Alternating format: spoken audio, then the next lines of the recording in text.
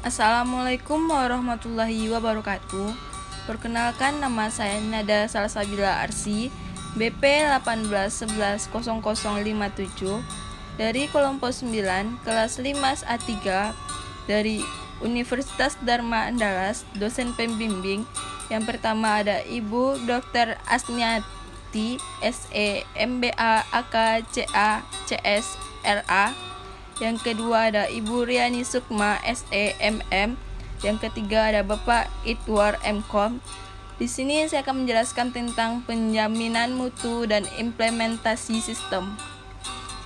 Yang pertama, saya akan menjelaskan tentang pendekatan total manajemen kualitas.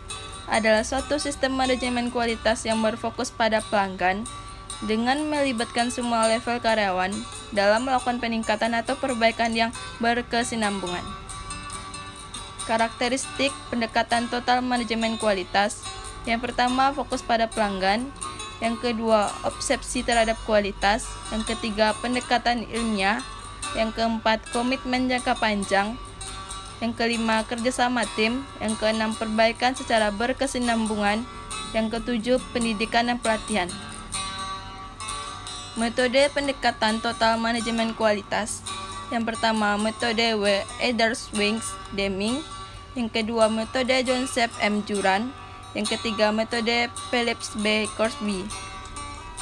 Manfaat pendekatan total manajemen kualitas adalah untuk penyimpangan yang dapat dihindari pada proses produksi, mengakibatkan produk yang dihasilkan sesuai dengan standar, meniadakan pengerjaan ulang, mengurangi waktu kerja, mengurangi kerja mesin, dan menghemat penggunaan material. Yang kedua, saya akan menjelaskan tentang pendekatan dokumentasi. Adalah salah satu metode pengumpulan data kualitatif dengan melihat atau menganalisis dokumen-dokumen yang dibuat oleh subjek sendiri atau oleh orang lain tentang subjek. Contohnya surat-surat, catatan harian, cenderamata, laporan, artefak, dan foto. Jenis pendekatan dokumentasi. Yang pertama, dokumen harian.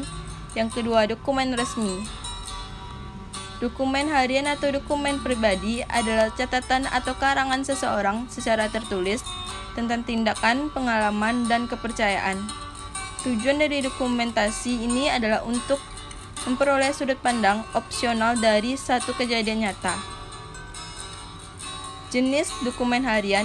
Yang pertama, catatan harian atau diari, yaitu berisi tentang beraneka ragam aktivitas dan kegiatan termasuk juga unsur perasaan. Yang kedua, surat pribadi, yaitu bentuk tertulis dengan kertas, email, dan obrolan dapat materi dalam analisis dokumen. Yang ketiga, autobiografi adalah tulisan atau pernyataan mengalami pernyataan hidup. Dokumen resmi adalah dipandang mampu memberikan gambaran mengenai aktivitas keterlibatan individu pada suatu komunitas tertentu dalam settingan sosial. Jenis dokumen resmi. Yang pertama, dokumen internal, yaitu berupa catatan, memo, pengumuman instruksi atau aturan lembaga. Yang kedua, dokumentasi eksternal, itu berupa bahan-bahan informasi yang dihasilkan oleh suatu lembaga seperti majalah, koran, bulletin, surat pernyataan, dan lain sebagainya.